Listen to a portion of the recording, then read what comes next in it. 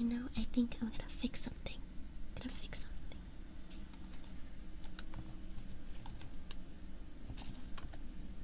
There we go. Alright. I hope everybody's having a wonderful evening as I adjust my screen.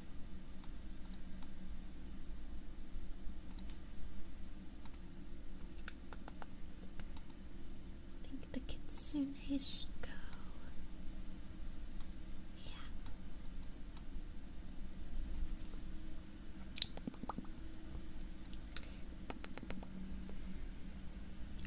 Yeah. As you can see, I have a new goal on my screen. Maybe the layout of it is kind of weird. I think I did make the layout kind of weird. Would you mind if I fixed it? I'm gonna fix it. This, oh, and the counter. Plus the counter. Let's put that all down here. And then I'll put the kitsunes on top. How about that? And then they can jump up here. They can jump on this floaty. What do you think? Is that so cute, or is it too small now?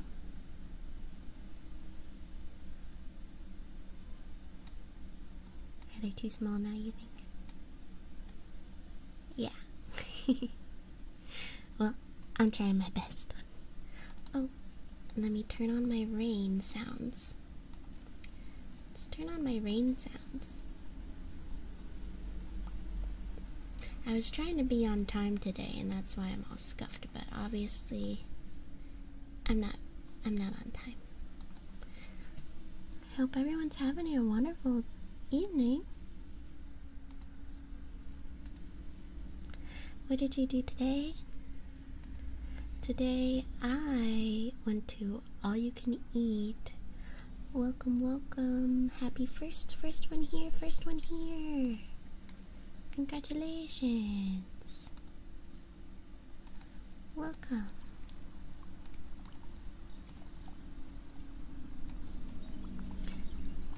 How are you? How are you? Today, I hung out with my best friend. She can't come to my birthday party, so we made a day today to hang out. Made time today to hang out. Yeah, we made time today to hang out. And we went to a new conveyor belt sushi place that opened up around me. It was phenomenal. I ate so much food. I ate so much good food. So much good food.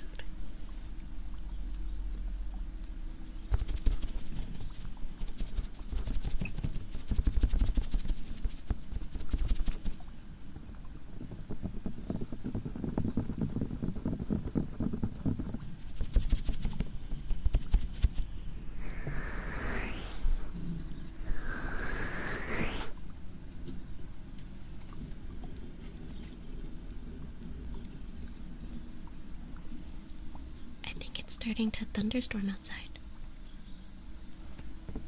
my house. Hold on. Is it thunderstorming tonight? No, I don't know. Maybe someone was making a lot of loud noise.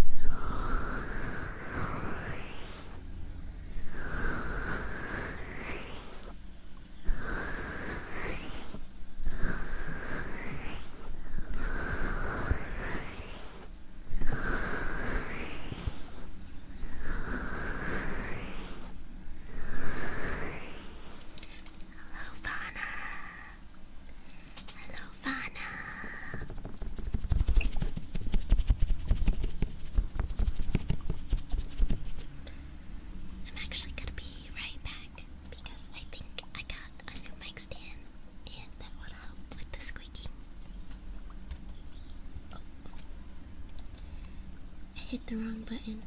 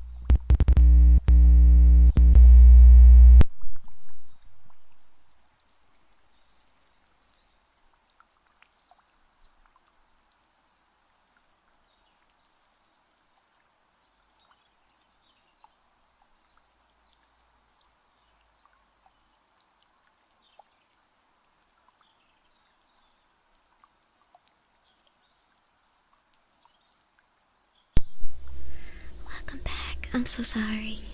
I did not mean to give you a jump scare. Jump scare. Jump scare.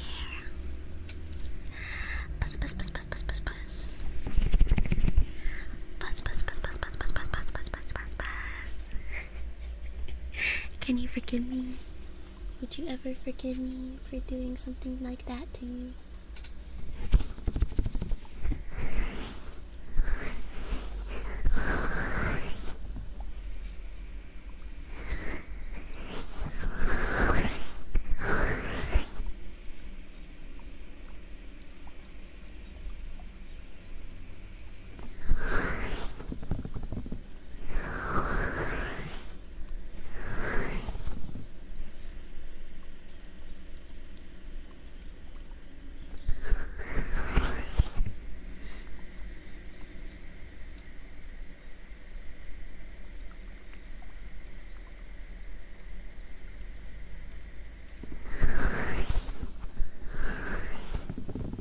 I hope everyone's having a wonderful day. Yeah, so today I went to get to you can eat sushi, and that was so fun. It came to us in a conveyor belt, and I ate so much food. I ate so many rolls, so many salads, so much sashimi, had ice cream. Yeah, we should all go together. It was so much fun. But it just had its grand opening like a couple weeks ago. And also, thank you for redeeming. Hold on. Okay. Thank you, Papa, for redeeming. For redeeming. For redeeming your good kitten, good puppy. Redeem. What would you like to be called today?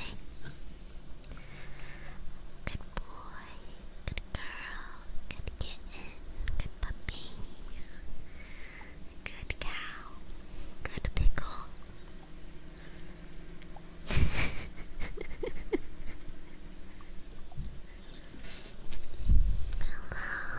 Hello, my sweet kitten. You've been so good today. I'm so sorry you do not like pickles. You've been such a good kitten for me.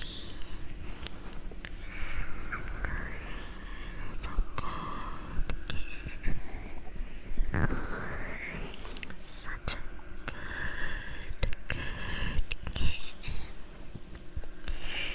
You've made me so happy. You made me so happy.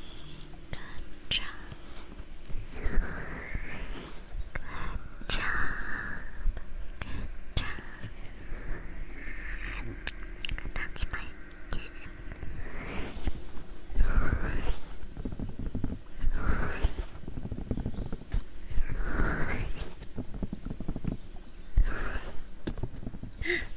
Hold on, my cats are doing something.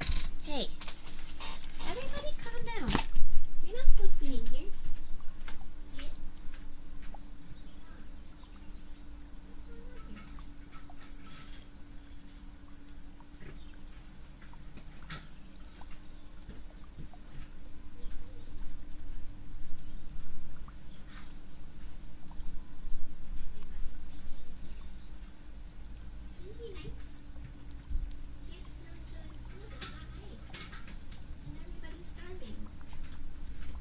She's still your food, bud? I'm sorry. I'm so sorry. I'm glad. I'm glad that helped me feel better. I'm sorry about my squeaky chair and my kitty cat interruption. They were not being good kitties. No, they were not being good kitties at all.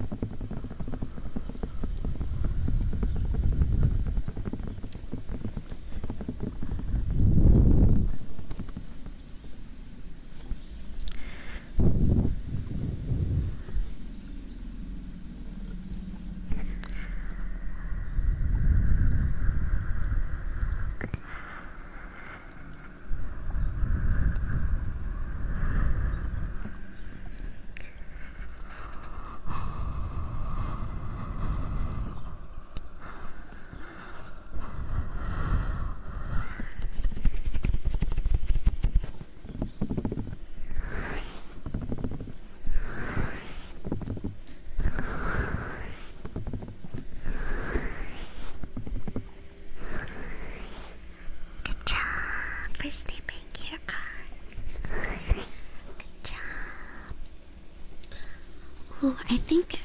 Oh my god, I made my face sweaty. I don't even remember how. Okay. I made a Google Doc about all my commands, but I don't think I uploaded it. Let me look for that. But I've been such a bad streamer. Such a bad streamer. Where did I put it? I made it all pretty and everything. Oh, you know what? I made it on Canva. And then I didn't upload it. So why not when I look on Canva? Bruh. I can't. Anyways, it's gone. Anyways, she's not here. Unless I did upload it.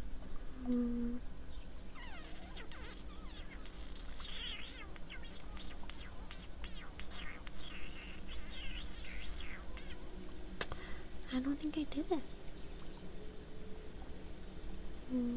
No. So sorry. So sorry. So sorry. So sorry.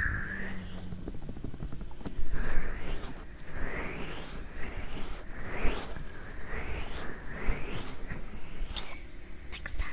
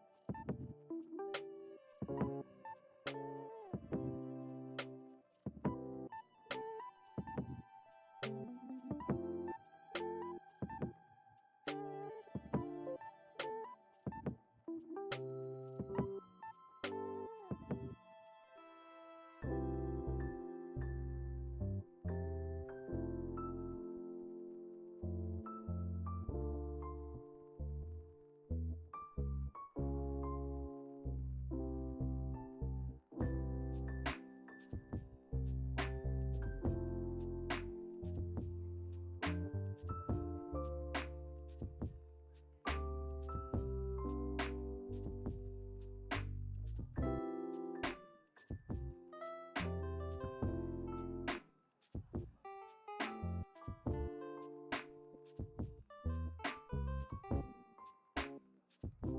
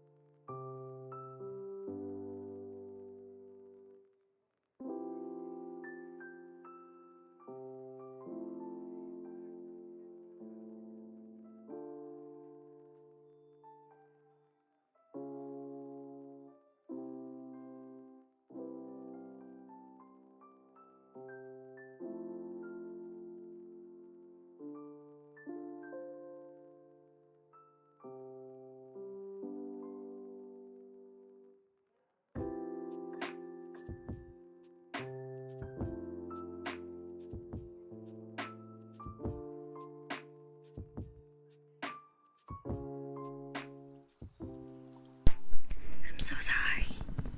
I'm back. So sorry. So sorry.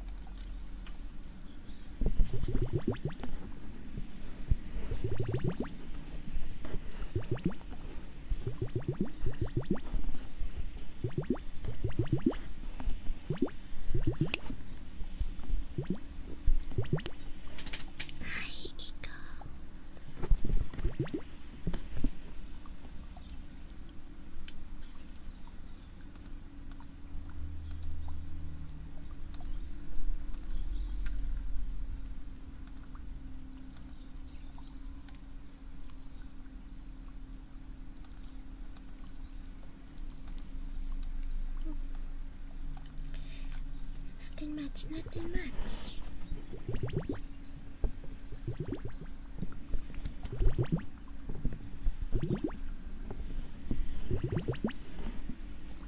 I hope you're having a good day.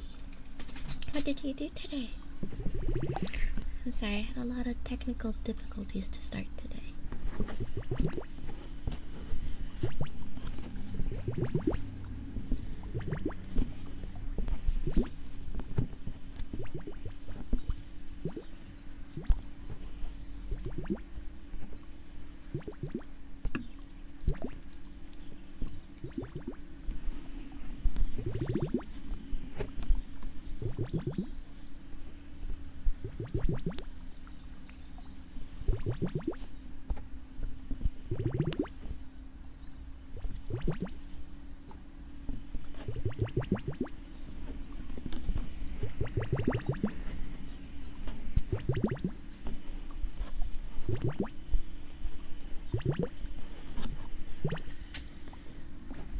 Laundry.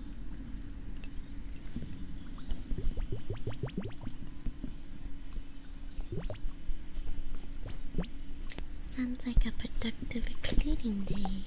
Laundry is important. It's important to do your laundry.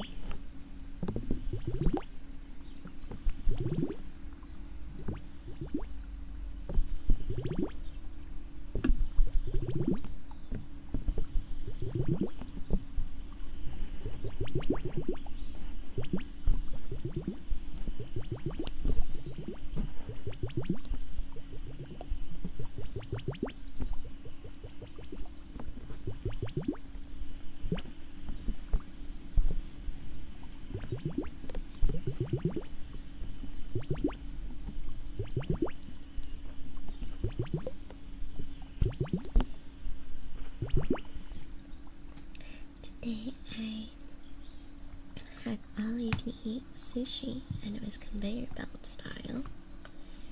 And then I went shopping.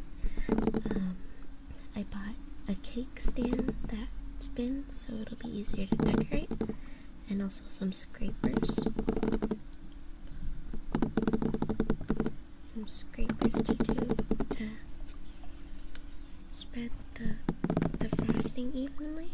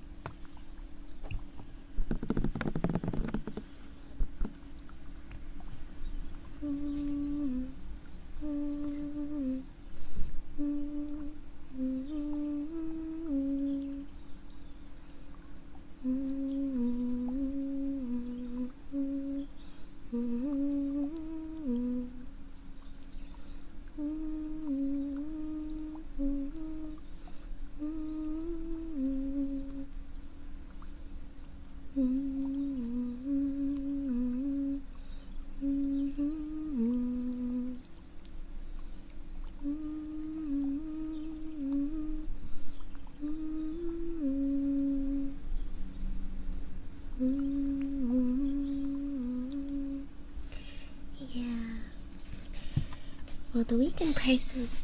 Okay, so we had one in our area 10 years ago, but then it shut down. But the way they did it 10 years ago was they paid per plate. Like, you would pay per plate, and depending on the color of the plate was the price.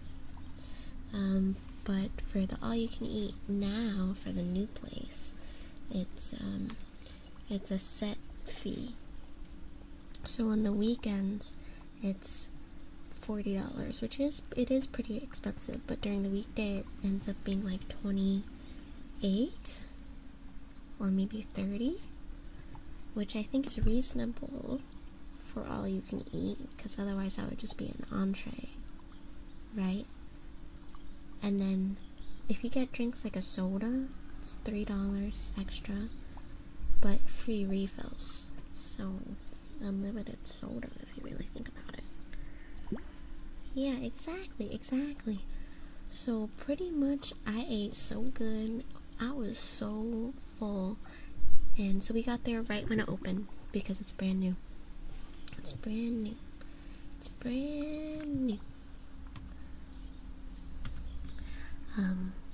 But yeah, it's brand new. It was very popular because I heard the wait times were about like an hour to get a table. But we got in there pretty fast because it just opened. But we were in line when we got there. It's crazy.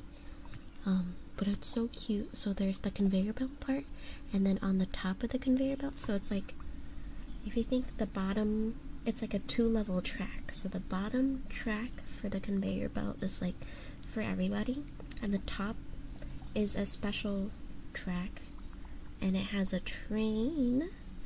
It's literally a train. So it's like it's for if you get like a big dish or a special dish. I'm not sure how. I was wondering, like, I was looking on the menu and I couldn't find how to do that. But the train would stop at a specific table to deliver it to them, and it even made train sounds. It was like choo choo as it passed. That was so cute. Yeah, it was really good. It's very, very tasty. Very, very tasty.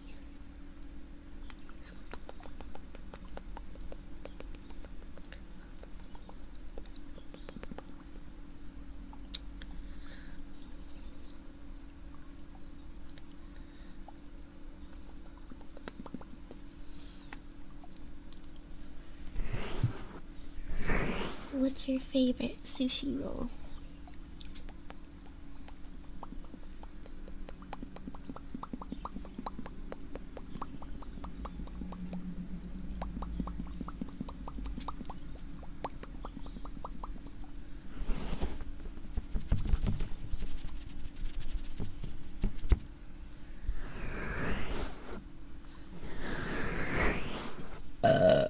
I almost threw up today. I like was at my limit. And then there was one last piece of sushi that came, and it came after my ice cream. And I was like, shit. But it was just like a fruit roll. It was like a mango roll. There's no fish, just mango. I took a bite and I almost threw up. Not because it was nasty, but it was because my body was like, literally, please, no more food. It's hard to say since every place you go has different names. But it's hard to go wrong with anything tempura or grilled eel, especially with jalapenos and those crunchy ball things. Yeah, I know exactly what you mean. I love eel. I love eel. Eel is delicious.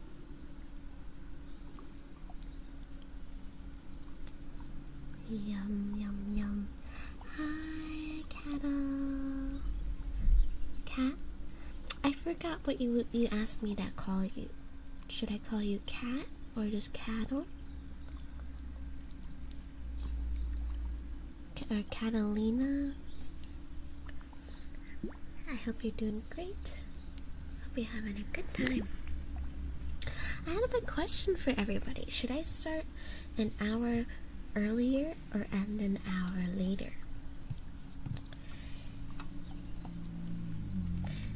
I'll put a poll.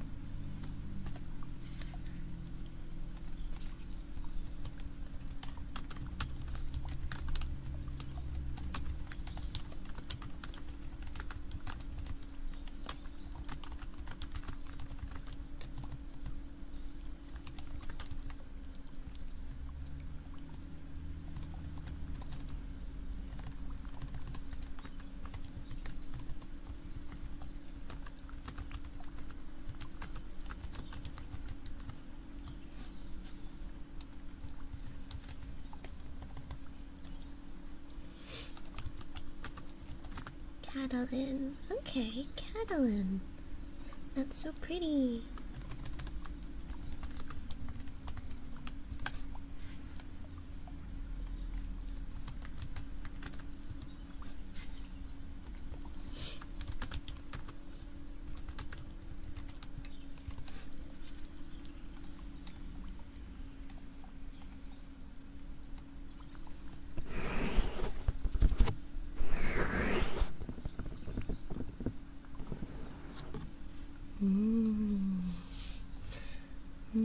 What time is it for you?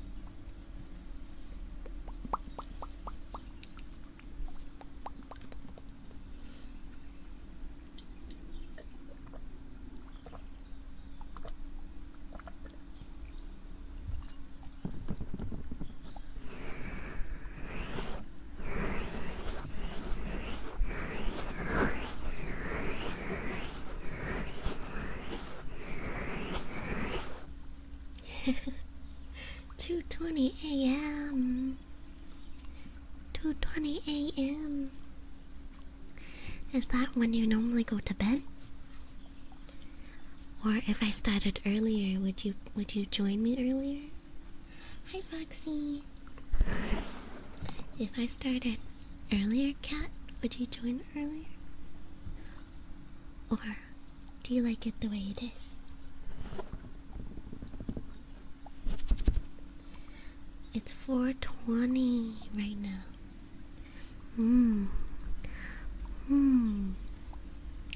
I guess I have people all over. It's hard to please everyone.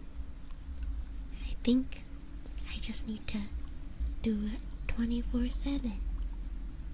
So we're on the same time, Foxy. I guess I need a 24/7 ASMR.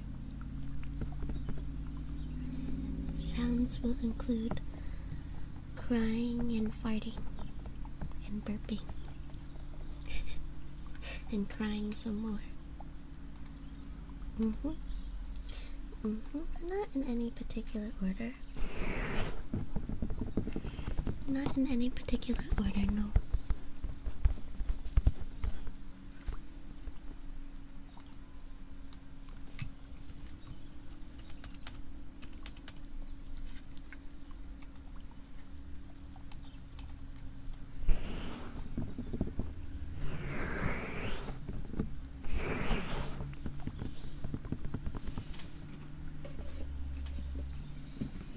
I wish I could. I wish I could. I wish I could do that. One day, if I make enough money streaming or otherwise, then one day I can have a 24-hour stream.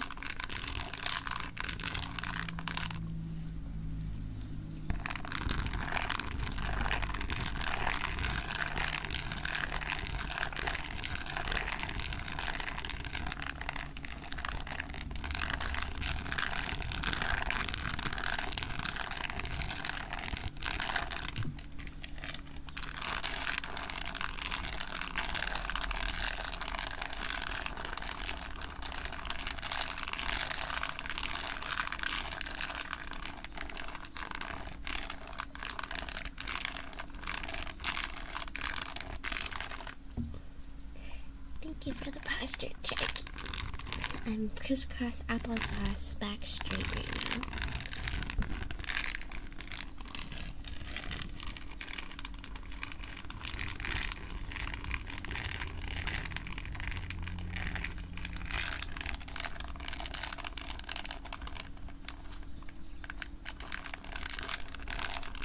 My cat's staring at me. He's too cute.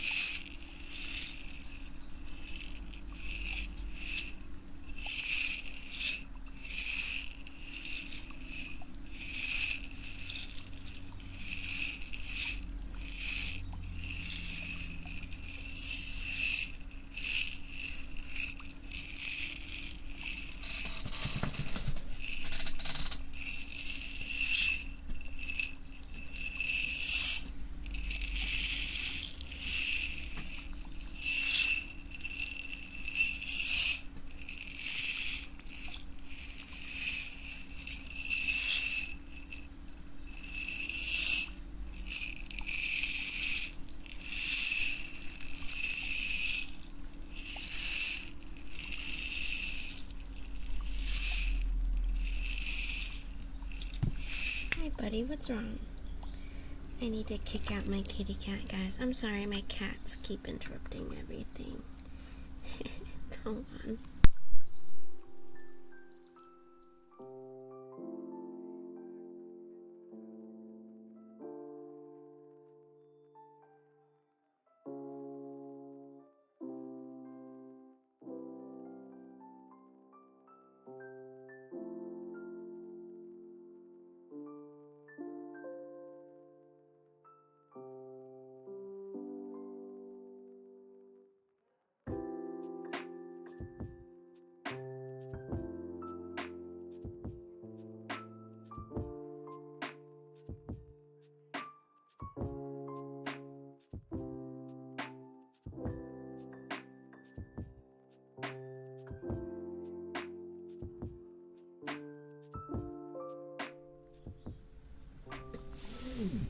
really acting up today extra. I'm not sure what it is. They're just being extra.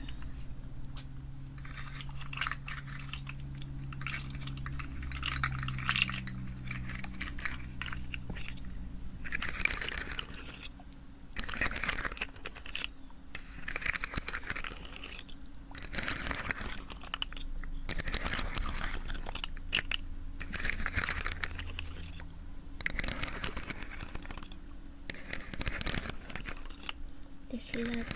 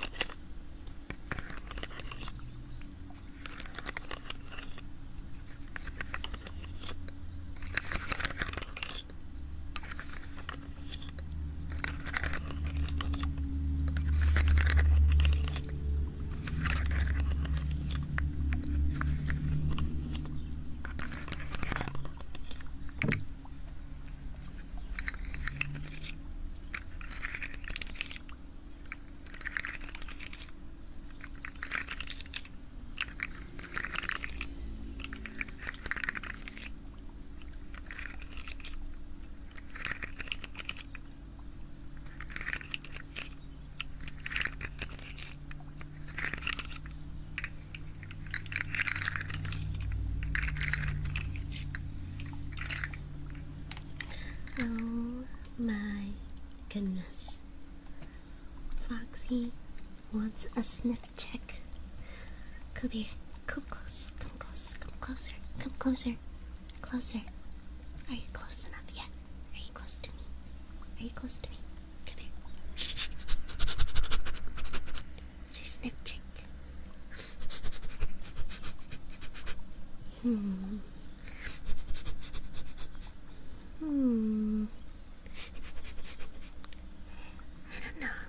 don't know.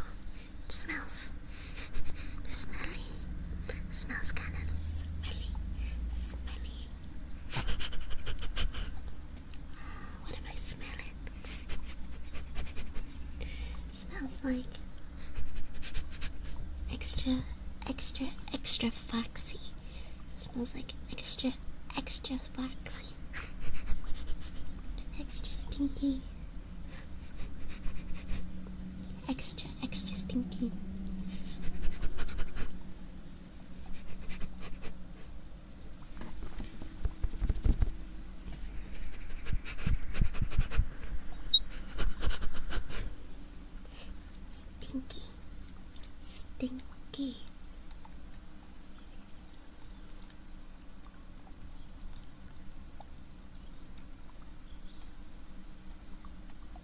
Stinky.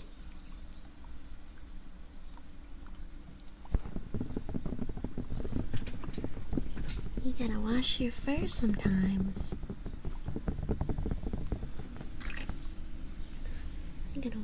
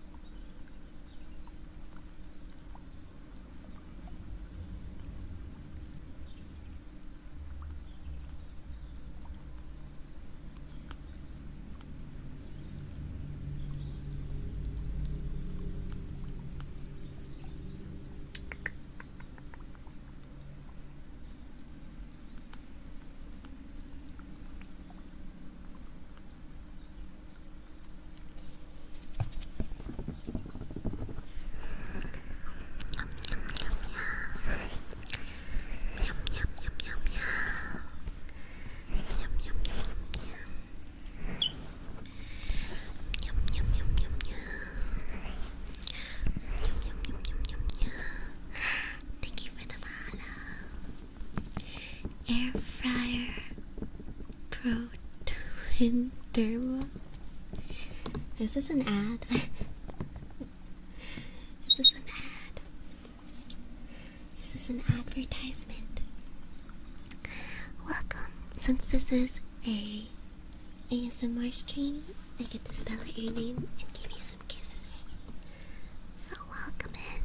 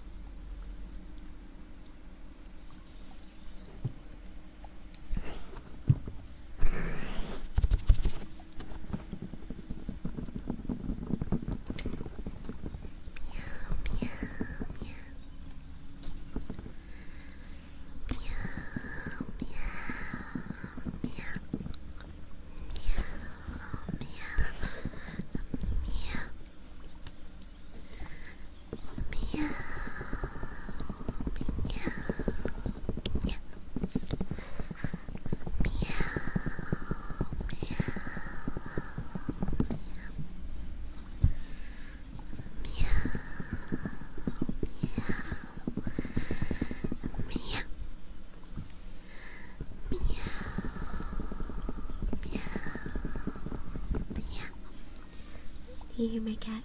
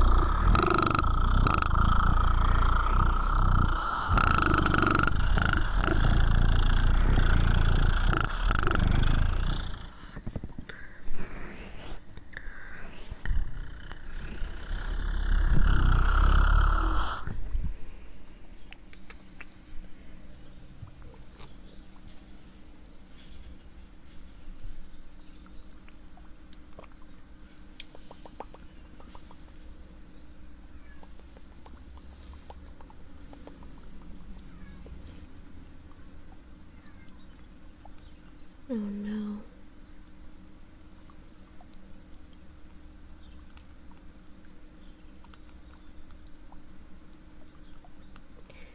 Sorry, I have to deal with my cat again. I'm sorry.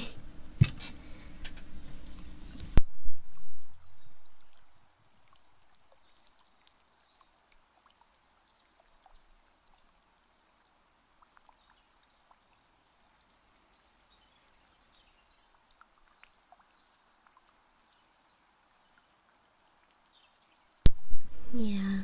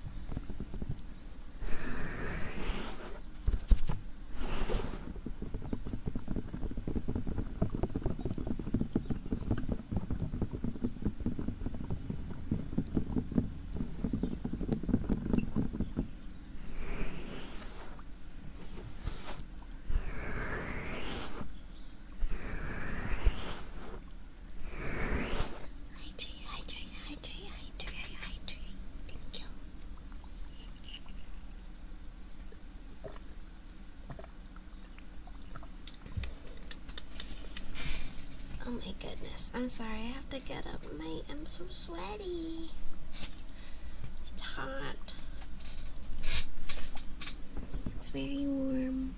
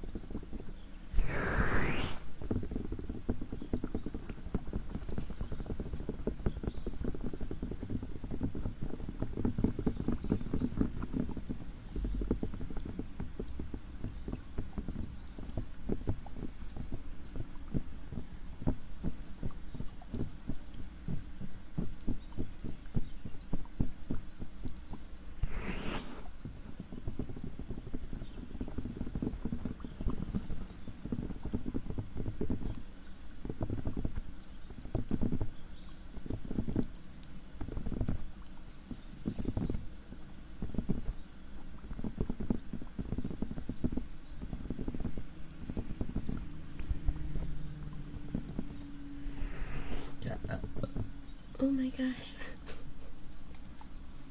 That was like a 1, 2, 3 type beat. That just came out of my mouth right now.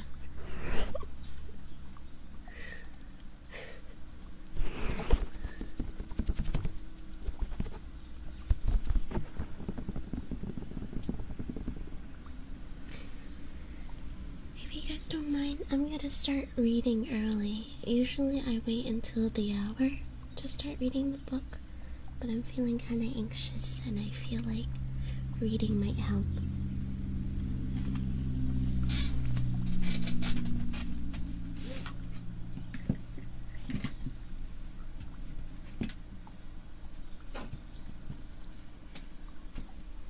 So let's continue where we left off last time.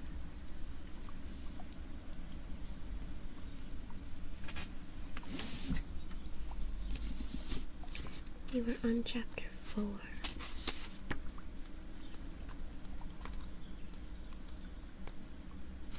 Okay.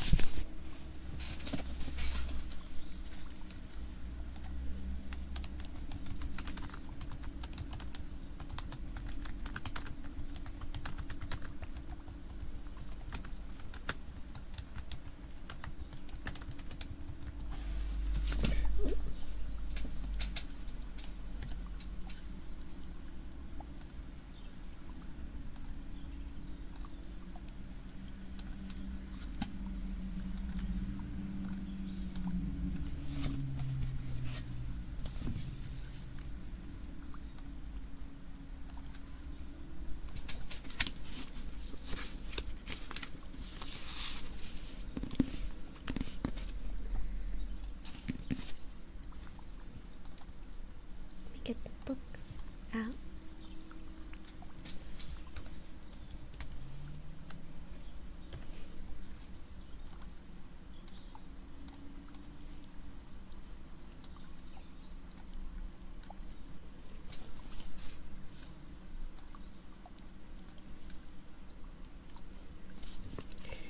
Chapter 4. I didn't know the wooden hilt of my hunting knife had gotten into my hand. The first moments were a blur, a snarling of a gigantic beast with golden fur, the shrieking of my sisters, the blistering cold cascading into the room, and my father's terror-stricken face. Not a Martax, I realized, though the relief was short-lived. The beast had to be as large as a horse, and while his body was somewhat feline, his head was distinctly wolfish. I didn't know what to make of the curled, elk-like horns that protruded from his head. But lion or hound or elk, there was no doubting the damage his black dagger-like claws and yellow fangs would inflict. Had I been alone in the woods, I might have let myself be swallowed by fear, might have fallen to my knees and wept for a clean, quick death. But I didn't have room for terror, wouldn't give it an inch of space, despite my heart's wild pounding in my ears. Somehow, I wound up in front of my sisters, even as the creature reared into its hind legs and bellowed through the maw of its fangs, full fangs. Murderer! it was another word that echoed through me. Fairy. Those ridiculous wards on our threshold were as good as cobwebs against him. I should have asked the mercenary how she'd killed that fairy, but the beast's thick neck, that looked like a good home for my knife. I dared a glance over my shoulder. My sister screamed, kneeling against the wall of the hearth.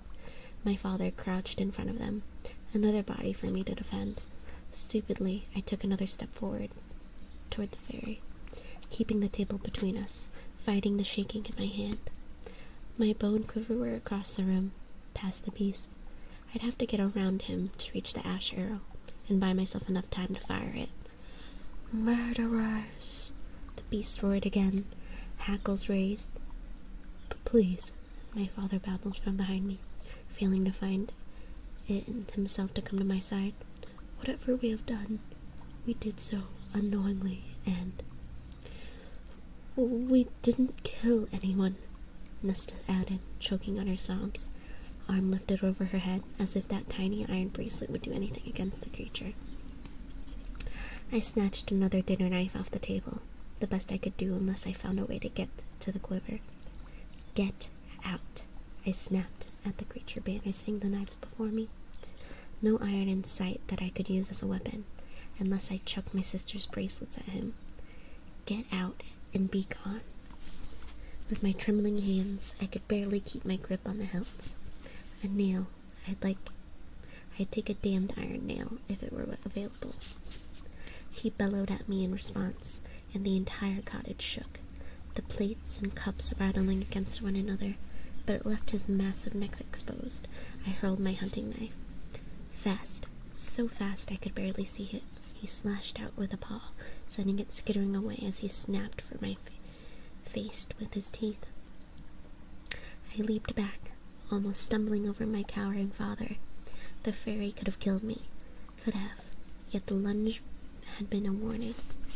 Nesta and Elaine, weeping, prayed to whatever long-forgotten gods might still be sulking about. Who killed him? The creature stalked toward us. He set a paw on the table, and it groaned beneath him. His claws thudded as they embedded in the wood, one by one. I dared another step forward, as the beast stretched his snout over the table to sniff at us. His eyes were green and flecked with amber. Not animal eyes. Not with their shape and coloring. My voice was surprisingly even as I challenged. Killed who? He growled low and vicious. The wolf, he said, and my heart stumbled a beat. The roar was gone, but the wrath lingered, perhaps even traced with sorrow. Elaine's wail reached a high-pitched shriek. I kept my chin up. A wolf? A large wolf with a gray coat, he snarled in response. Would he know if I lied? Fairies couldn't lie. All mortals knew that. But could they smell the lies on human tongues? We had no chance of escaping this through fighting, but there might be other ways. If it was mistakenly killed, I said to the beast as calmly as I could, what payment could we offer in exchange? This was all a nightmare, and I'd awaken in a moment beside the fire, exhausted from my day at the market and my afternoon with Isaac. The beast let out a bark that could have been a bitter laugh. He pushed off the table and paced in a small circle before the shattered door. The cold was so intense that I shivered.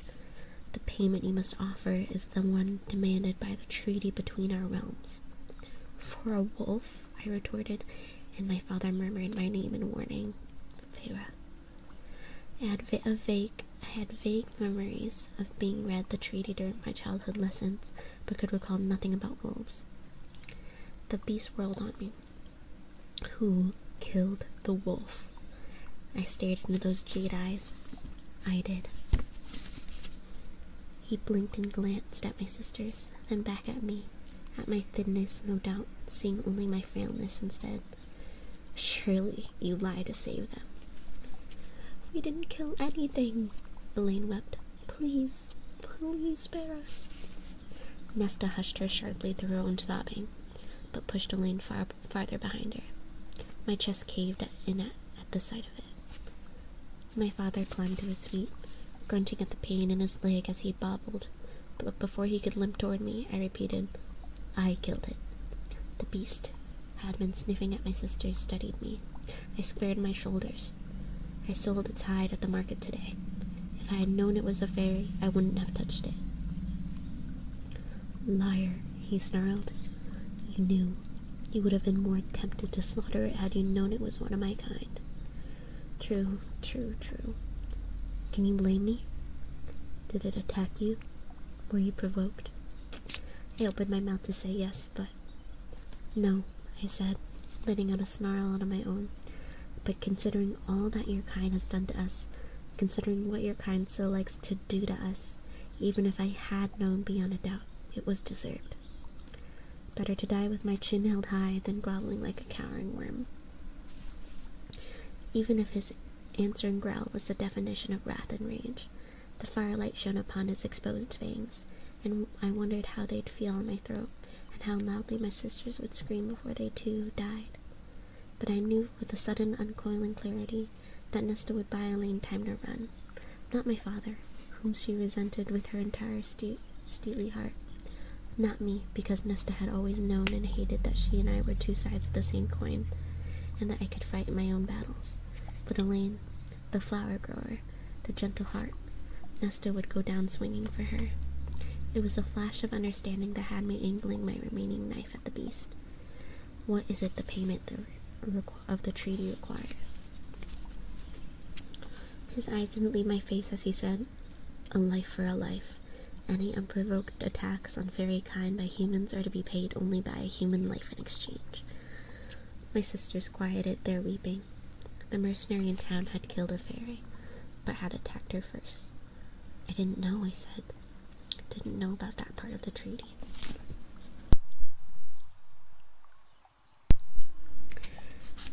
Fairies couldn't lie, and he spoke plainly enough, no word twisting.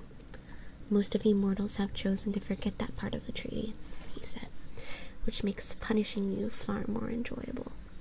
My knees quaked. I couldn't escape this, couldn't outrun this, couldn't even try to run, since he blocked the way to the door.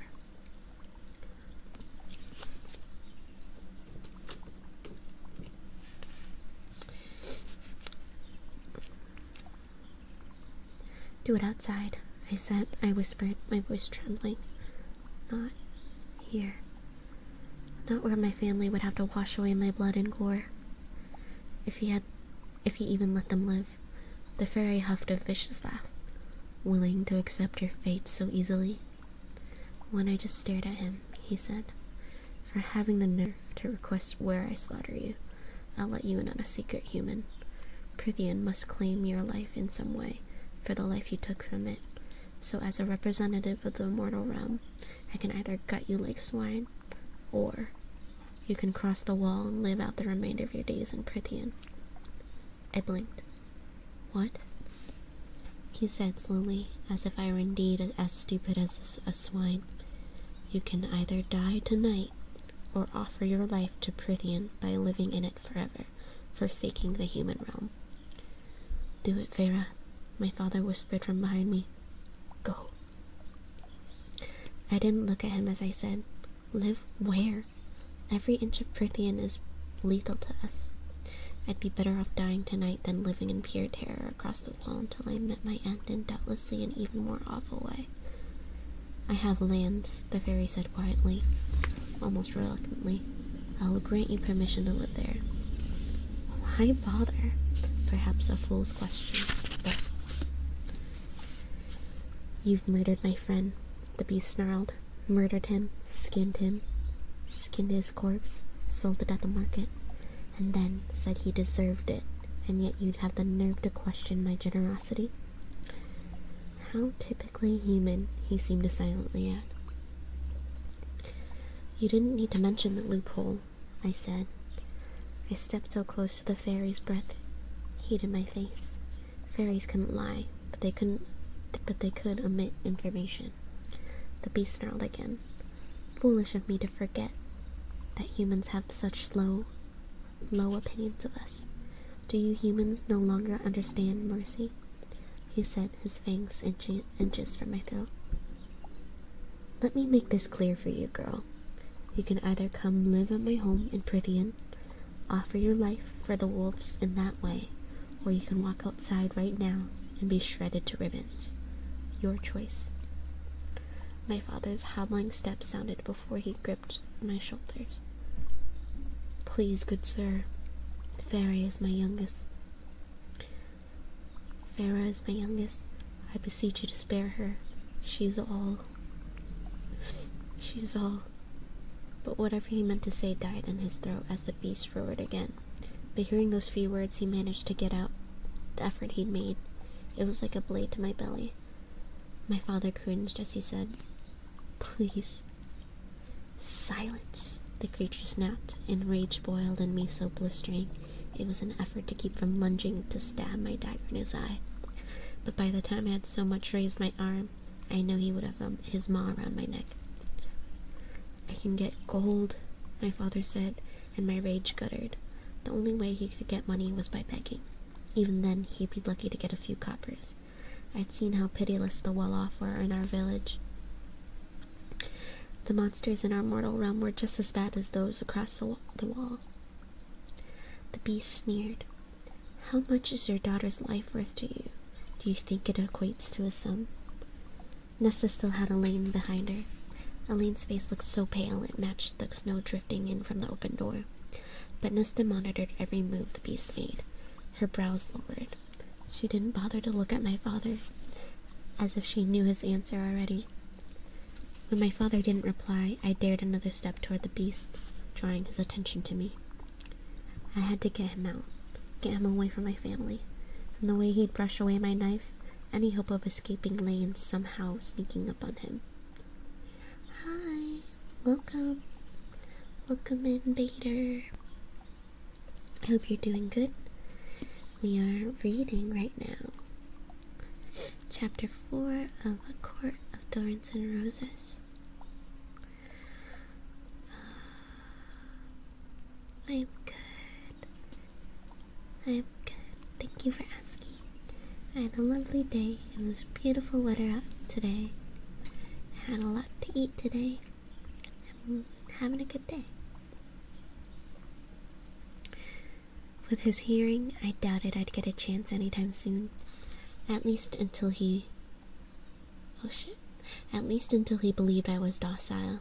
If I tried to attack him or fled before then, he would destroy my family for the sheer enjoyment of it. Then he would find me again. I had no choice but to go. And then, later, I might find an opportunity to slit the beast's throat, or at least disable him long enough to flee. As long as the fairies couldn't find me again, they couldn't hold me to the treaty. Even if it made me a cursed oathbreaker. But in going with him, I would be breaking the most important promise I'd ever made. Surely it trumped an ancient treaty that I hadn't even signed. I loosened my grip on the hilt of my remaining dagger and stared into those green eyes for a long, silent while before I said, When do we go? Those lupine features remained fierce, vicious. Any lingering hope I had of fighting died as he moved to the door.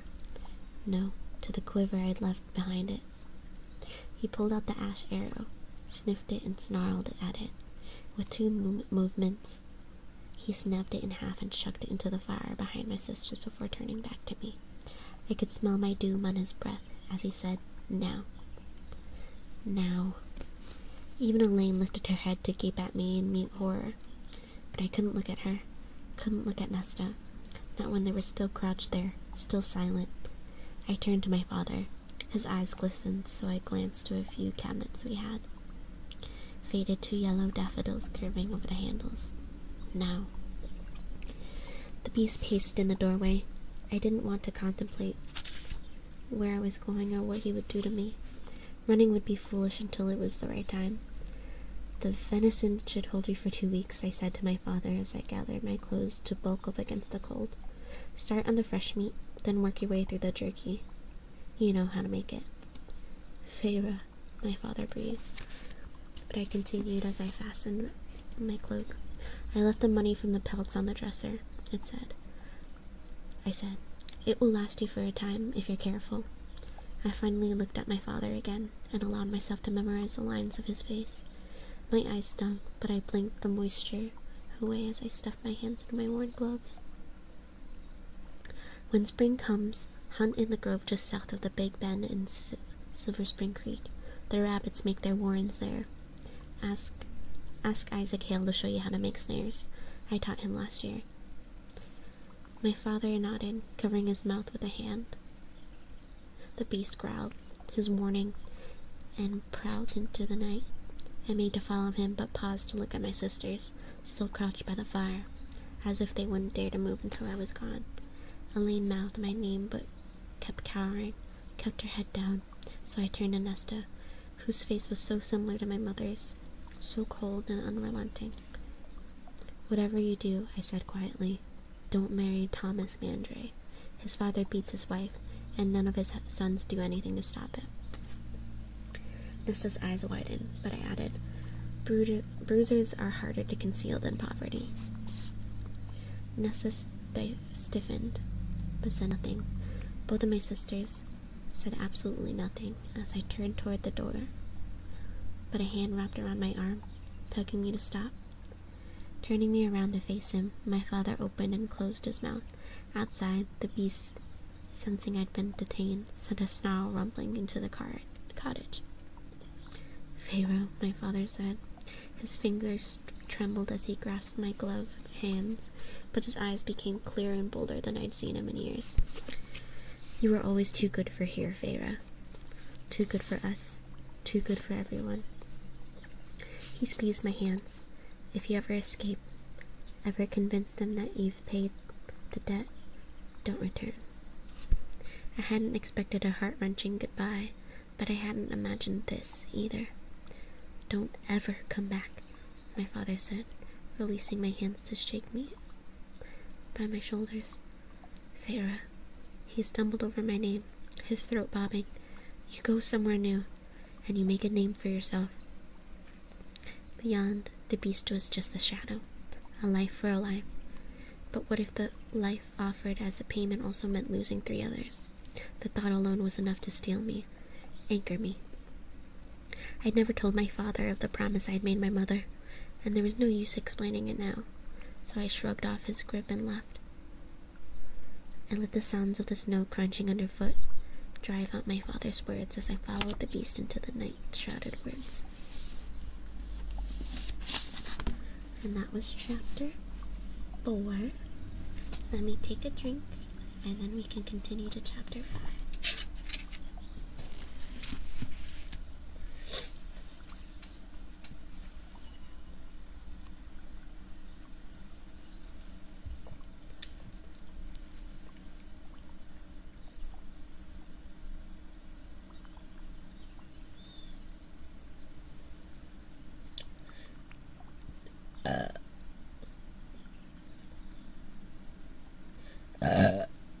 Oh my goodness. Thank you. Gee, thanks.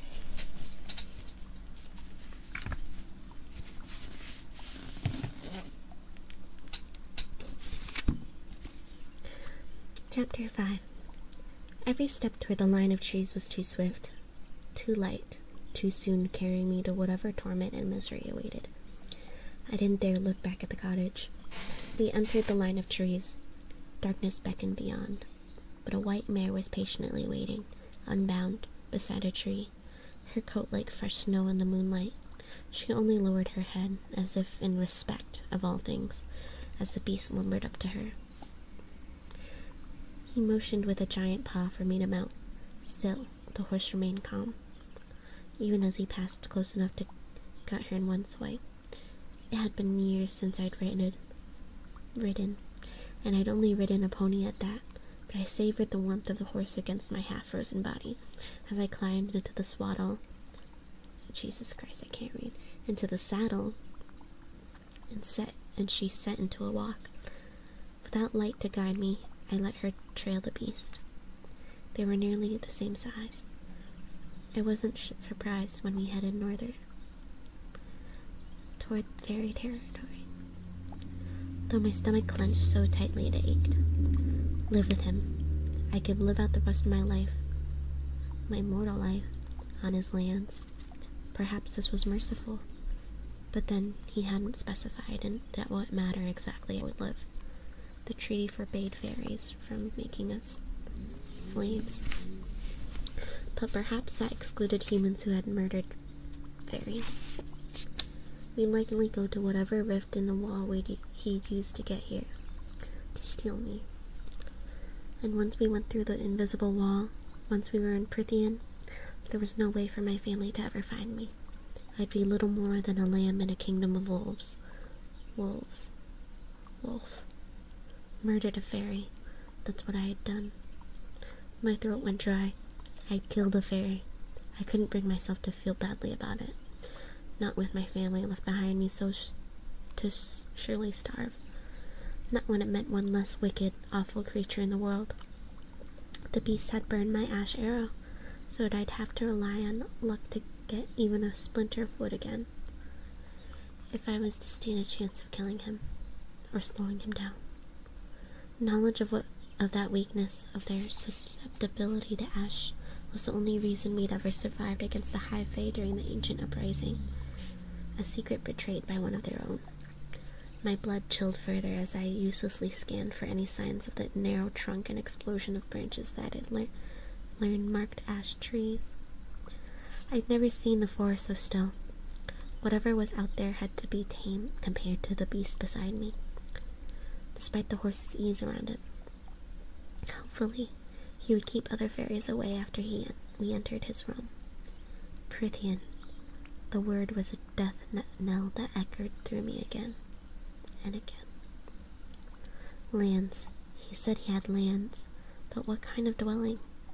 My horse was beautiful, and its saddle was crafted of rich leather, which meant he had some sort of contact with civilized life. I'd never heard the specifics of what the lives of fairies or high fae were like. Never heard much about anything other than their deadly abilities and appetites.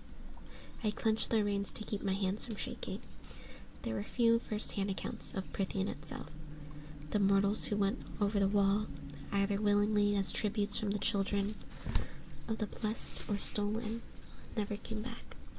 I learned most of the legends from villagers through my father had occasionally offered up a milder tale or two on nights he made an attempt to remember we existed.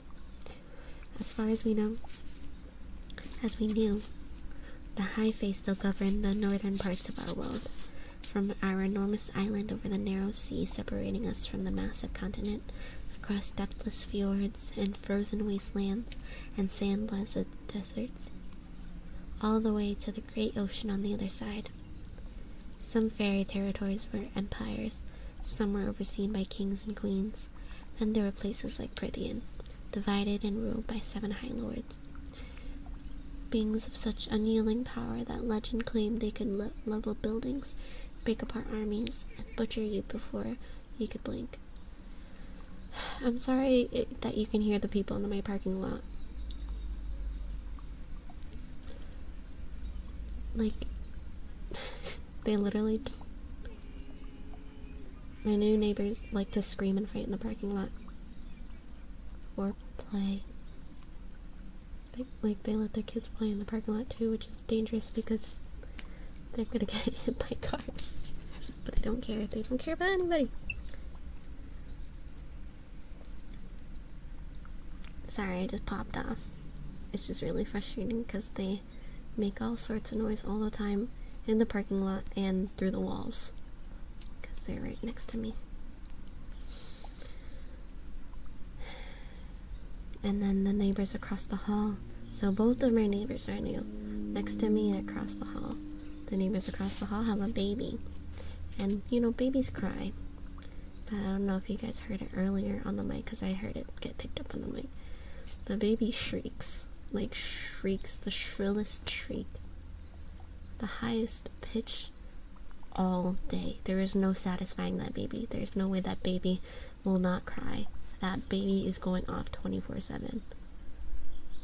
I literally don't know what to do. Every year it gets noisier and noisier. I don't know what to do. Anyways,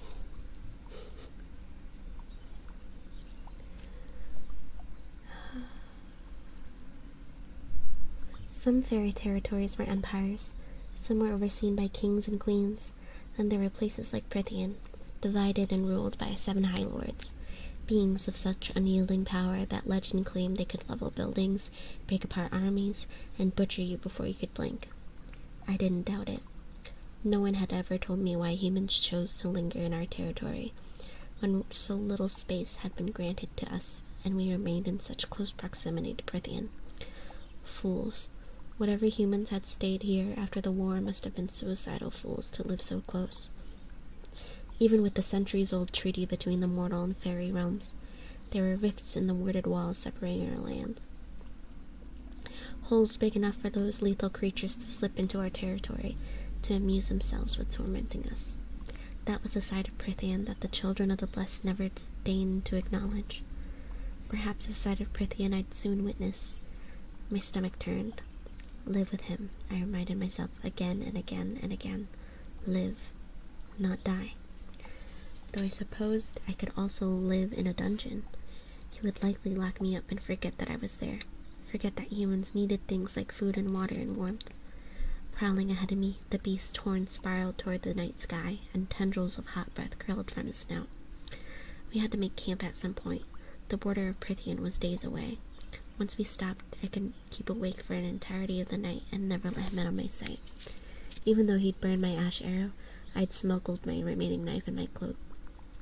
Maybe tonight would grant me an opportunity to use it. But it was not my own doom I contemplated as I let myself tumble into dread and rage and despair.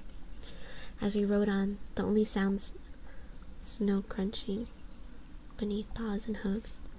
I alternated between a wretched smugness at the thought of my family starving, and thus realizing how important I was, and a blinding agony at the thought of my father's begging in the street. His ruined leg giving out on him as he stumbled from person to person. Every time I looked at the beast, I could see my father limping through town, pleading for coppers to keep my sisters alive. Worse, what Nesta might resort to in order to keep Elaine alive. She wouldn't mind my father's death, but she would lie and steal and sell anything for Elaine's sake, for her own as well. I took in the way the beast moved, trying to find any weakness. I could detect none. "What manner of fairy are you?" I asked, the words nearly swallowed up by the snow and trees and star-heavy sky. He didn't bother to turn around. He didn't bother to say anything at all. Fair enough. I'd killed his friend after all. I tried again. "Do you have a name? Or anything to curse him by?" A huff of air that could have been a bitter laugh. "Does it even matter to you, human?" I didn't answer. He might very well change his mind about sparing me, but perhaps I would escape before he decided to gut me. I have to grab my family and we'd stow away on the ship and sail far away. Perhaps I would try to kill him, regardless of the futility, regardless of whether it constituted another unprovoked attack, just for being the one who came to claim my life, when these fairies valued ours so little. The mercenary had survived. Maybe I could too. Maybe. I opened my mouth to again ask him for his name, but a growl of annoyance rippled out of him. I didn't have a chance to struggle, to fight back, when a charged, metallic tang stung my nose. Exhaustion slammed down upon me, and blackness swallowed me whole. I awoke with a jolt atop the horse, secured by invisible bonds. The sun was already high. Magic, that's what the tang had been. What was keeping my limbs tucked in the night and tight, preventing me from going for my knife. I recognized the power deep in my bones, from some collective mortal memory and terror. How long had it kept me unconscious? How long had he kept me unconscious, rather than have to speak to me? Gritting my teeth, I might have demanded answers from him, might have shouted to where he still lumbered ahead. Heedless of me. But then, chirping birds flitted past me, and a mild breeze kissed my face. I spied a hedge-bordered metal gate up ahead. my prison, or my salvation. I couldn't decide which. 2 days. It took 2 days from my cottage to reach the wall and enter the southernmost border of Prithian. Had I been held in enchanted sleep for that long? Bastard. The gate swung open without porter or sentry, and the beast continued through. Whether I wanted to or not, my horse followed after him. And that was chapter 5. I'm gonna read one more chapter, and we're gonna end it for this evening. I'm sorry for such a scuffed and short stream today. Long day, I think. Getting very tired, and it's very warm in the room. So it's really difficult to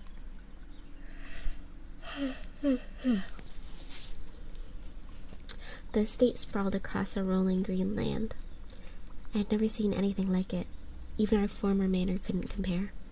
It was veiled in roses and ivy, with patios and balconies, and staircases sprouting from its alabaster sides.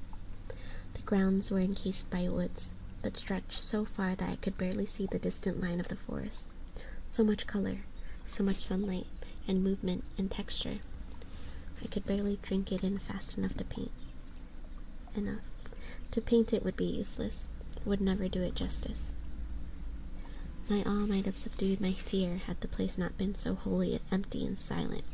Even the garden through which we walked, following a gravel path to the main doors of the house, seemed hushed and sleeping. Above the array of amethysts, irises, and pale snowdrops and butter-yellow daffodils swaying in the balmy breeze, the faint stench of metal ticked my nostrils. Of course it would be magic, because it was spring here. What wretched power did they possess to make their land so different from ours, to control the seasons and weather as if they owned them? Sweat trickled down my spine as my layers of clothes turned suffocating. I rotated my wrist and shifted in the saddle. Whatever bonds had held me were gone.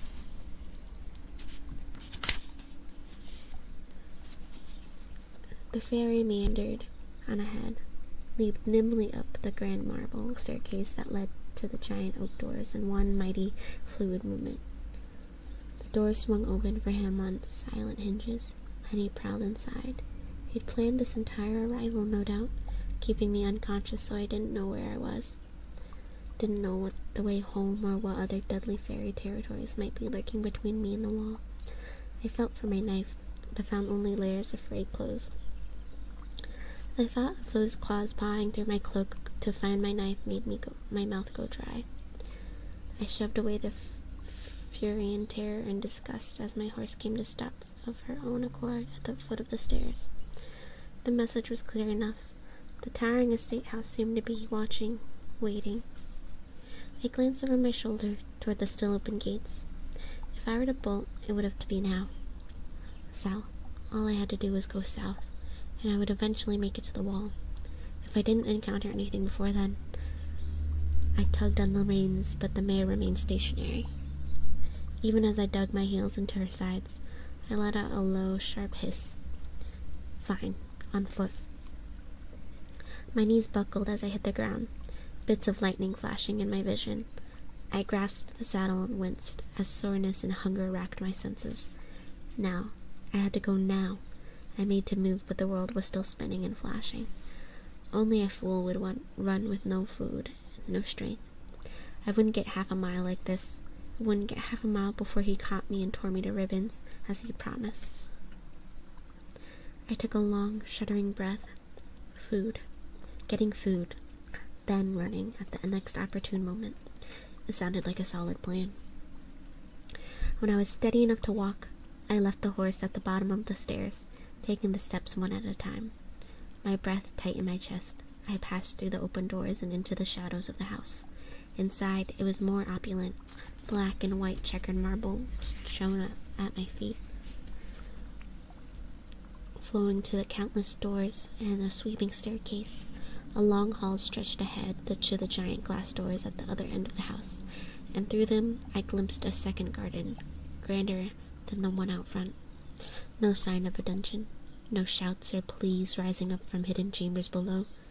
No, just a low growl from a nearby room, so deep that it rattled the vases overflowing with fat clusters of hydrangea atop the scattered hall tables. As if in response, an open set of polished wooden doors swung wider to my left, a command to follow. My fingers shook as I rubbed my eyes. I had known the High Fae had once built themselves palaces and temples around the world, buildings that my mortal ancestors had destroyed after the war out of spite, but I never considered how they might live today, the elegance and wealth they might possess. Never contemplated that the fairies, these feral monsters, might own estates grander than any mortal dwelling. I tensed as I entered the room. A long table, longer than any we ever possessed at our manor, filled most of the space. It was laden with food and wine, so much food, some of it wafting tendrils of steam as my mouth watered. At least it was familiar, not some strange fairy delicacy. Chicken, bread, peas, fish, asparagus, lamb. It could have been a feast at any mortal manor. Another surprise. The beast padded to the oversized chair at the head of the table. I lingered by the threshold, gazing at the food, at all that hot, glorious food that I couldn't eat. That was the first rule we were taught as children, usually in songs or chants. If misfortune forced you to keep company with a fairy, you never drank their wine, never ate their food, ever.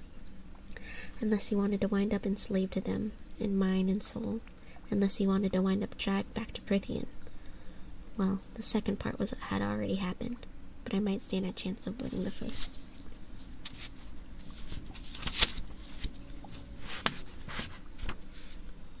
The beast plopped into the chair. Hi, Manic. Welcome, welcome. The beast plopped into the chair, the wood groaning, and in a flash, a white light turned into a golden-haired man. I stifled a cry and pushed myself against the paneled wall beside the door, feeling for the molding of the threshold, trying to gauge the distance between me and escape. The beast was not a man, not a lesser fairy. He was one of the High Fae, one of their ruling nobility, beautiful, lethal, and merciless. He was young, or at least what I could see of his face seemed young. His nose, cheeks, and brows were covered by an exquisite golden mask, embedded with emeralds shaped like whorls of leaves. Some absurd High Fae fashion, no doubt. It left only his eyes looking the same as they had in his beast form, strong jaw and mouth for me to see, and the latter tightened into a thin line. "You should eat something," he said. Unlike the elegance of his mask, the dark green tunic he wore was rather plain, accented only with a leather baldric across his broad chest. It was more for fighting than style, even though he bore no weapons I could detect. Not just one of the High Fae, but a warrior too. I didn't want to consider what might require him to wear a warrior's attire, and tried not to look too hard at the leather of the baldric gleaming in the sunlight streaming in through the bank of the windows behind him. I hadn't seen a cloudless sky like that in months. He filled a glass of wine from an exquisitely cut crystal decanter and drank deeply, as if he needed it. I inched toward the door, my heart beating so fast I thought I'd vomit. The cool metal of the door's hinges bit into my fingers. If I moved fast, I would be out of the house and sprinting for the gate within seconds. He was undoubtedly faster, but chucking some of those pretty pieces of hallway furniture in his path might slow him down, though his fey ears, with their delicate pointed arches, would pick up any whisper of movement from me. "Who are you?" I managed to say. His light golden hair was so similar to the clever's beast form's pelt.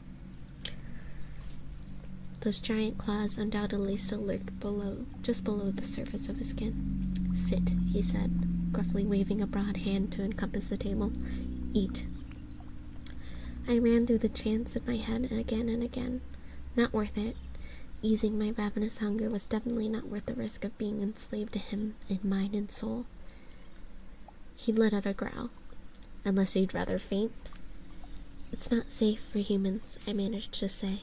"Offense be damned." He huffled a laugh. More feral than anything. The food is fine for you to eat, human. Those strange eyes pinned me to the spot, as if he could detect every muscle in my body that was priming the bolt. Leave if you want, he added, with a flash of teeth. I'm not your jailer. The gates are open. You can live anywhere in Prithian, and no doubt be eaten or tormented by a wretched fairy. But while every inch of this place was civilized and clean and beautiful, I had to get out, had to get back. That promise to my mother, golden vain as she was all I had. I made no move toward the food. Fine, he said, the word laced with a growl, and began serving himself. I didn't have to face the consequences of refusing him another time, as someone strode past me, heading right for the head of the table. Well, the stranger said, another high fae, red-haired and finely dressed in a tunic of muted silver. He, too, wore a mask. He sketched a bow to the seated male, and then crossed his arms. Somehow, he hadn't spotted me where I was pressed against the wall. Well, what? My captor cocked his head, the movements more animal than human. Is Andres dead, then? A nod from my captor, savior, whatever he was. I'm sorry, he said quietly.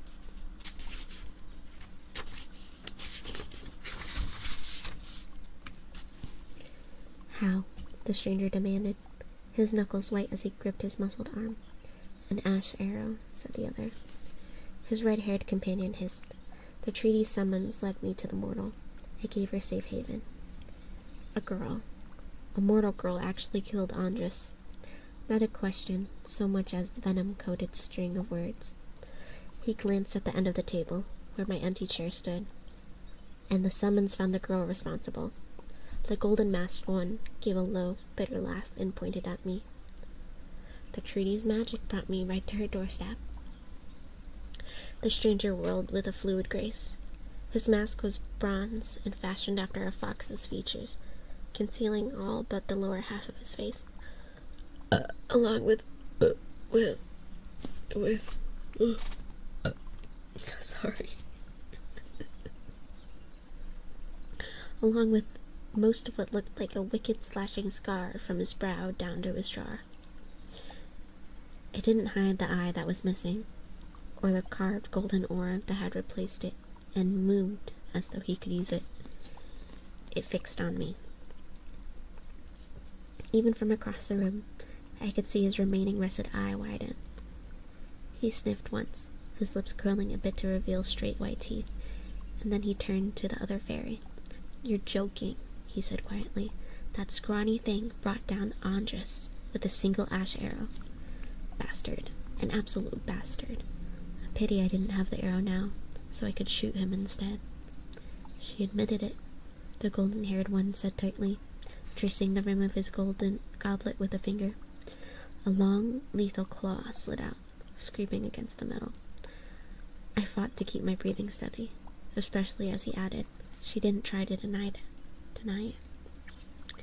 The fox-masked fairy sank onto the edge of the table, the light catching in his long fire-red hair. I could understand his mask, with the brutal scar and missing eye, but the other high face seemed fine. Perhaps he wore it out of solidarity. Maybe that explained the absurd fashion. Well, the red-haired one seethed. Now we're stuck with that, thanks to your useless mercy, and you've ruined. I stepped forward, only a step.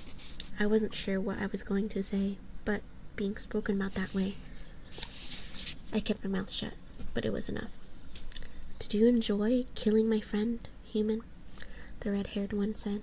Did you hesitate, or was it the hatred in your heart riding you too hard to consider sparing him? It must have been so satisfying for a small mortal thing like you to take him down. The gold-haired one said nothing, but his jaw tightened. As they studied me, I reached for a knife that wasn't there. Anyway, the fox-masked one continued, facing his companion again with a sneer. He would likely laugh if I ever drew a weapon on him. Perhaps there's a way to... Lucian, my captor said quietly, the name echoing with a hint of snarl. Behave. Lucian went rigid. but he hopped off the edge of the table and bowed deeply to me. "My apologies, lady." Another choke at my expense. "I'm Lucian, courtier and emissary." He gestured to me with a flourish. "Your eyes are like stars, and your hair like burnished gold." He cocked his head, waiting for me to give him my name, but telling him anything about me, about my family, where I came from.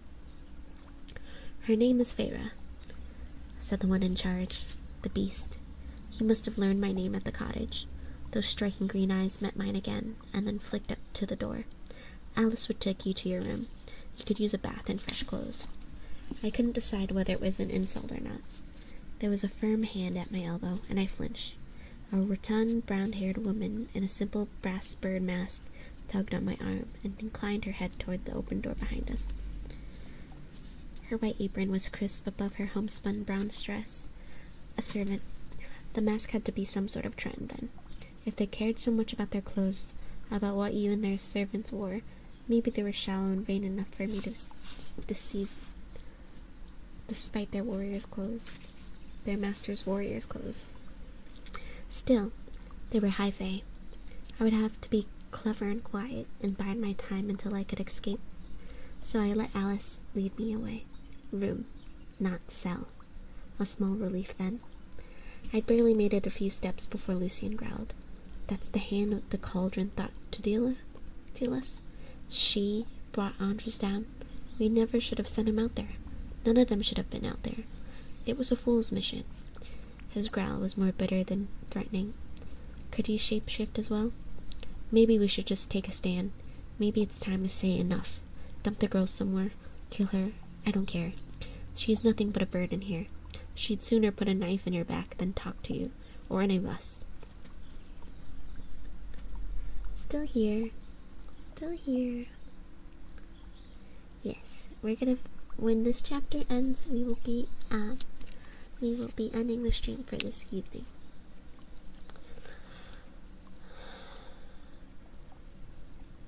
Oh my gosh! 10 streak! 10 stream streak! Yay! I kept my breathing calm, my spine locking, and... No, the other bit out. Not until we know for certain that there is no other way we will make a move. Will we make a move? And as for the girl, she stays, unharmed. End of discussion. Her life in that hovel was hell enough. My cheeks heated. Even while I loosed a tight breath, and I avoided looking at Alice as I felt her eyes slide to me, a hovel. I suppose that's what our cottage was when compared to this place.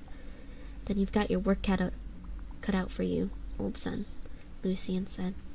"I'm sure her life will be a fine replacement for Andres.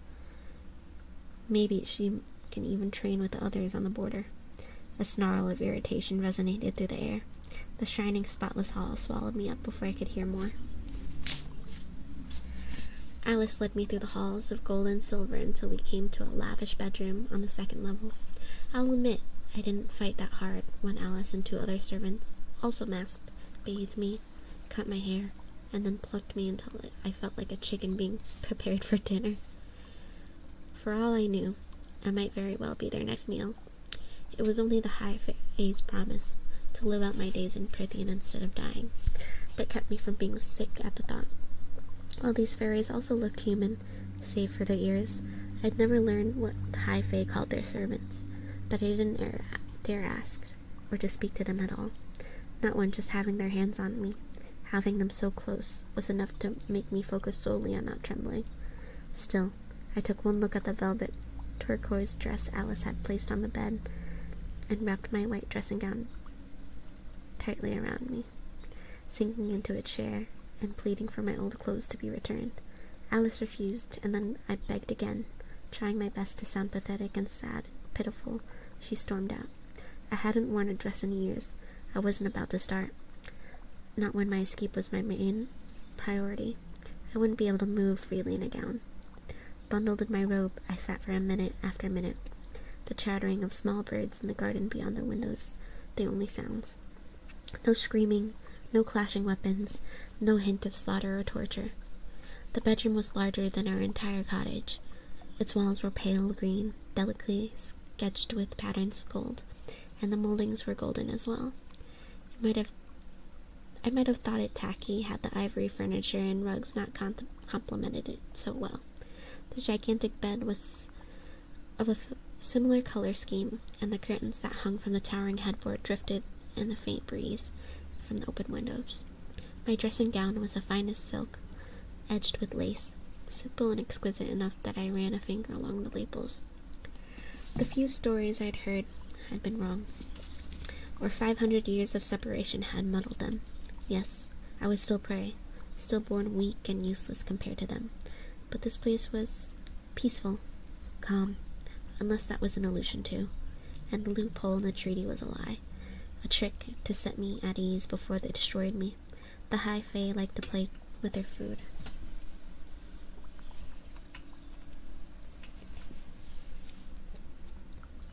The door creaked, and Alice returned, a bundle of clothing in her hands. She lifted a sodden grayish shirt. "You want to wear this?" I gaped at the holes in the sides and sleeves. It fell apart the moment the laundress put it in the water. She held up a few scraps of brown. "Here's what's left of your pants." I clamped down on the cursed building in my chest. She might be a servant, but she could easily kill me too. "Will you wear the dress now?" she demanded. I knew I should agree, but I slumped further into my seat. Alice stared at me for a moment before leaving again. She returned with trousers and a tunic that fit me well, both of them rich with color. A bit fancy, but I didn't complain when I donned the white shirt, nor when I buttoned the dark blue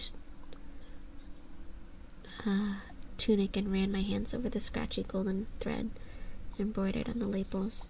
It had to cost a fortune in itself, and it tugged at that useless part of my mind that admired lovely and strange colorful things.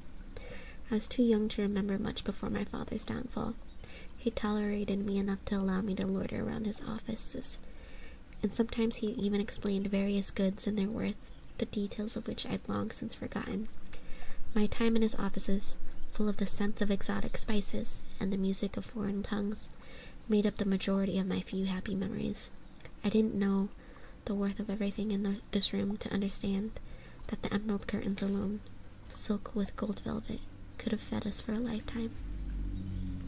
A chill scuttled down my spine. It had been days since I'd left. The venison would be running low already. Alice herded me into a low back chair before the darkened fireplace, and I didn't fight back as she ran a comb through my hair and began braiding it. "You're hardly more than skin and bones," she said, her fingers luxurious against my scalp. "Winter does that to poor mortals," I said, fighting to keep the sharpness from my tone. She huffed a laugh. "If you're wise, you'll keep your mouth shut and your ears open. It'll do you more good here than a loose tongue. And keep your wits about you. Even your senses will try to betray you here." I tried not to cringe at the wording. Alice went on. "Some folk are bound to be upset about Andres. Yet, if you ask me, Andres was a good sentinel. Sentinel. But he knew that he would face what he would face when he crossed the wall. Knew he'd likely find trouble. And the others understand the terms of the treaty too, even if they might resent your presence here, thanks to the mercy of our master. So keep your head down, and none of them will bother you. Though Lucian, he could do with some snapping at him, if you've courage for it."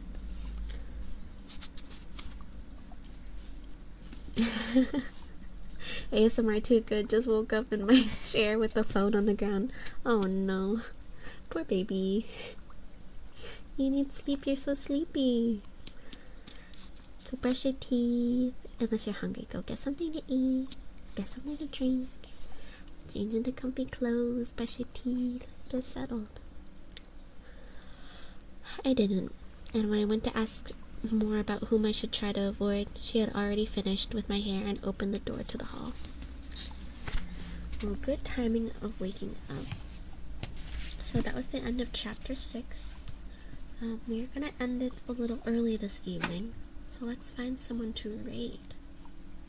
You didn't even drink anything today? Baby girl, You need to drink some water. ASAP. ASAP. It's crazy that you haven't yet. Let's find another ASM artist to raid. I like Alleyway.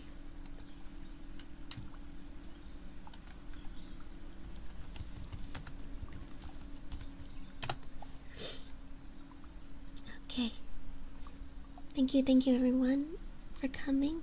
I love you all so much. And I will see you on Wednesday for games. Yes, have a good night. Behave. Good luck.